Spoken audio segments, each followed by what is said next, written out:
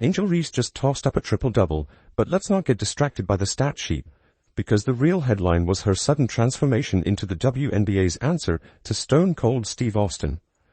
After a little hair tug, Reese flipped from player to action movie villain, lashes flying, braids catching air, and enough side-eye to slice through a brick wall. The game might have ended, but the drama had just begun. This wasn't post-game emotion.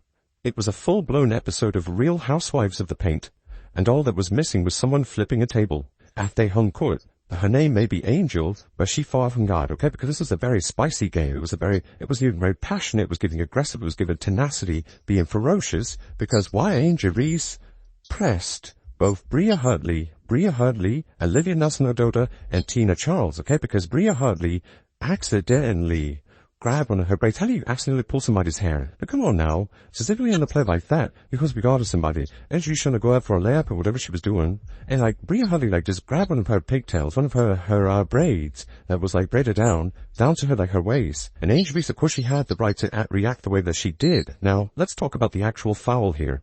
And it's not her field goal percentage. It's the hair grab.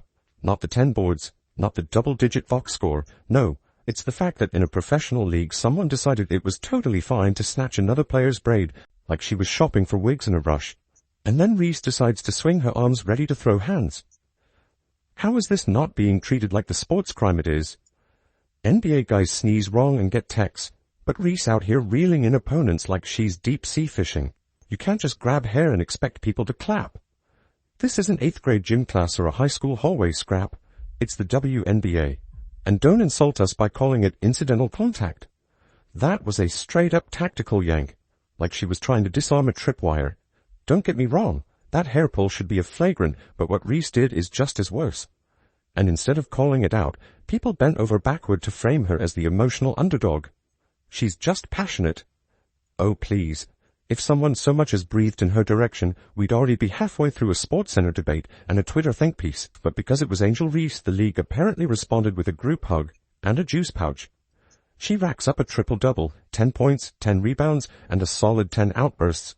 And suddenly it's like she reinvented the game of basketball. Triple-double or not, that performance was barely enough to impress her own shoelaces. But ESPN? They practically threw her a parade. Historic night for Angel Reese. Really? Historic for what? Cranking the drama dial up to 100 while shooting 28%. Yes, a triple-double is nice, if you're not chucking up bricks like you're doing construction work. But somehow, that low-efficiency stat line became the storyline of the week. Meanwhile, Caitlin Clark drops a clean 30, takes more hits than a crash test dummy, and doesn't get a single headline unless it involves someone body-checking her into next week. Reese gets a mid-range stat night, and ESPN acts like she solved world hunger. Are we giving out MVPs based on vibes now? The story of her game today was hair pull. The hair pulling. And her reaction to her hair being pulled. And now, in a vacuum, I actually don't have much issue with the reaction that she had from her hair being pulled. I really don't. Can't say I have any issue with her reaction. Just being real. And the irony, it's Olympic level. Angel Reese is out here treating her own hair like it's priceless Fabergé crystal. One finger gets close and she's in full courtroom testimony mode. But someone else's braid, that's apparently open game. The double standard is blinding. You can't demand reverence for your curls while turning your opponent's scalp into a tug-of-war competition. That's not fierce. That's just hypocritical. So, today we'll be talking about the Sun and Sky game, and the Sky got their 3rd win of the season, putting them to their last in the W, which isn't, they're 3-7. They're not good. They're almost certainly not going to make playoffs. But at the end of the day, look, it's not like they're not going to be a half a game off the Mystics if the Mystics lose today. We also really want the Mystics win today. The worst part isn't even the foul. It's the smugness afterward. That I did something legendary look. As if yanking hair and acting like you just won a Nobel Prize are somehow compatible.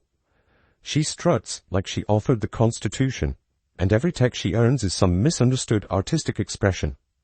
Angel Reese's whole act is exhausting, not because she's competitive, but because she's constantly playing the misunderstood genius when she's just being messy. She walks into every arena like the league should be thankful she showed up. Every foul? Never her fault. Every skirmish? Clearly someone else disrespecting her. And the second anyone calls it out, it's all, they're just jealous. She treats every mild critique like it's a federal case and any accountability like it's a personal attack. The attitude isn't confidence, it's deflection wrapped in drama. Some people say she's being unapologetically herself. Great. But if herself includes pulling hair and playing the victim simultaneously, maybe we stop applauding it. That's gonna be the peacemaker, trying to, be the de-escalator. She got pushed. Angelie's push her about she's eyes on the end of that. Eyes on the end of that. Van the fade right now. You didn't pull my head, no, you did it on purpose. And then Tina Charles, okay? We're supposed to be like, the calm, cool, collected one, the more mature one, the one who got like all the skills, and like, the foresight, the wisdom, she's older, she's mature, she's been in the season, like, well, this is our 16th, 17th season, the debut. Tina Charles, Pres Angeries there with those but the jumper. Even worse than the antics are the commentators who act like every tantrum is some grand cultural moment. She's changing the game. No, she's changing the channel. Straight to reality TV. Reese flailing mid-game is treated like art, while her stats are displayed like museum pieces. And all the while, the blatant foul, the part where she physically grabbed another player mid-possession, is just shrugged off because, hey, she got some rebounds. So let's do a quick sanity check. Imagine Caitlin Clark pulling a stunt like that. Imagine the outcry, the columns, the what message are we sending? Outrage. But when it's Reese, we're supposed to praise her edge and ignore the fact that she just turned a basketball game into WrestleMania. One solid stat line doesn't erase the mess. That's like awarding someone Citizen of the Year right after they keyed a car, but happened to help an old lady cross the street. At some point we've got to draw the line. Competitive fire, love it. Physical play, sure. But dirty tactics wrapped in diva energy and then dressed up as misunderstood greatness, that's not growing the game. That's turning it into a circus.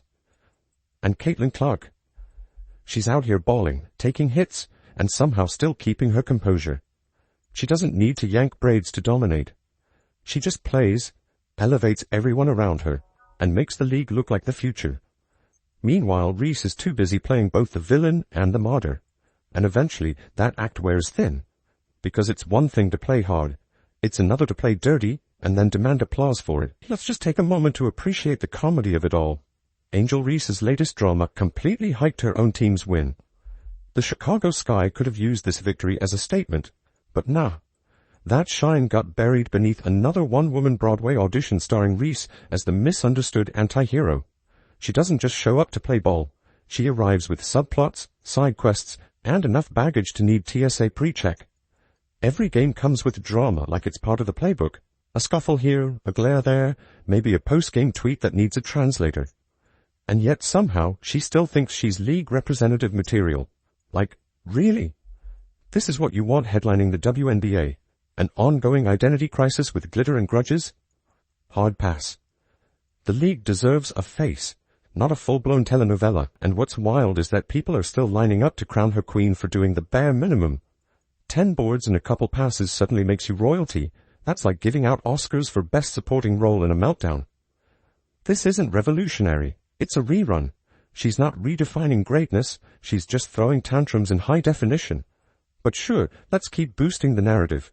Let's pretend the hair-pulling and hostile glares are part of a masterclass in competitive spirit. Let's all conveniently forget that the same media praising her passion would have burned any other player alive for half of what she pulls. It's WNBA selective memory at its finest. Reese could run onto the court with scissors, and someone would still call it unapologetic energy. And don't kid yourself, this isn't accidental. Angel Reese thrives on the chaos. The more buzz, the better. Strip away the flare-ups and fake outrage and what are you left with? A couple solid rebounds wrapped in a whole lot of, look at me. This isn't about basketball, it's about staying in the trending tab. If the game goes quiet, she hits the panic button. She's less focused on winning the game and more obsessed with winning the conversation. If it's not dramatic, it doesn't exist. She feeds off of gasps, groans, and gifs, a bit more unhinged than I actually thought. To be fair, this a little bit more concerning than I actually thought. That's not grit, that's theater. She wants the headlines, even if it means playing the villain with a microphone in one hand and a mirror in the other. Forget rings. She's chasing retweets. The box score is just a prop. The real performance is in the memes. Nobody remembers if her team won. They remember the post-game stare-down, the exaggerated flops, the "I got grazed but I'm dying" Oscar moments. And somehow, that's become part of the brand. One minute she's provoking, the next she's playing victim. It's a reality show disguised as a stat sheet. And here's where it gets especially exhausting. She knows the league won't check her. If anything, they encourage it. Angel Reese treats the W like her own personal drama series, and no one's stepping in with even a warning label. Why would she change? There are no consequences. She knows exactly where the line is, and she tiptoes right past it in custom kicks. This isn't ignorance, it's strategy. She's acting out because she knows every stunt comes with attention, and attention is currency. This is a team that they might say that they get along. They might say that they're all friends and everything's fine in the locker room. But, yikes, come on. Look at that. Alicia Gray's back's turned to the play. Brianna Jones is face-guarding Camila Cardoso, and Rachel Banham just refuses to give Angel Reese the ball, and the Chicago Sky get a shot clock violation. I don't know. I'm not sure what's going on over there. In Chicago, oh, she's made a sport out of hypocrisy. Foul someone hard? That's just her being fierce. Get fouled back. Suddenly she's dialing the empathy hotline. It's a 3-act play every game. Provoke, perform, and protest. You could literally write her post-game quotes before the game ends. She'll blame someone, brag about being her, and soak in the spotlight like it's a tanning bed. Wash, rinse, repeat. And it's a tragedy, really, because underneath the distractions the girl can actually play. She's got instincts. She's got grit. But you wouldn't know it through the noise. The highlight reel is buried beneath the TMZ footage, and instead of being celebrated for her grind, she's remembered for the madness she brings to the floor. If she just showed up and balled like we all know she can, she'd earn respect. But that's not enough for Angel. She's not interested in being a basketball player. She wants to be a headline. And that's the problem. Angel Reese can't proudly accept the role of the villain, then beg people for sympathy. You can't complain about mythical racism. You can't create stories of fake racism that get exposed, then ask people to feel sorry for you. Because guess what? People aren't going to take it forever. You can only throw elbows and roll your eyes so many times before someone decides to throw them back. There's a limit to how long players will tolerate being baited. Eventually, the league's going to have to pick. Do they want entertainment, or do they want credibility? Angel Reese moves like she's the main character of a soap opera no one asked for, and she's written herself as the star, the underdog, and the misunderstood martyr all in one. So when she starts drama and it goes viral, that's not blowback. It's exactly what she wanted. The criticism, fuel, the outrage, marketing. The more we talk, the more she wins, because she's not after the W on the scoreboard. She's after the W in engagement. And look, if that's the game she wants to play, fine. But let's stop pretending it's about basketball. Let's stop pretending that hair pulling and hissy fits are some misunderstood form of passion. Let's stop calling tantrums unapologetic and flops strategy. Because the truth is, Angel Reese isn't chasing greatness. She's chasing relevance. And right now, she's winning, but not in the way that actually matters. So when the final buzzer sounds and the cameras stop rolling, the question is simple. Are you remembered for your impact, or just for the mess you left behind?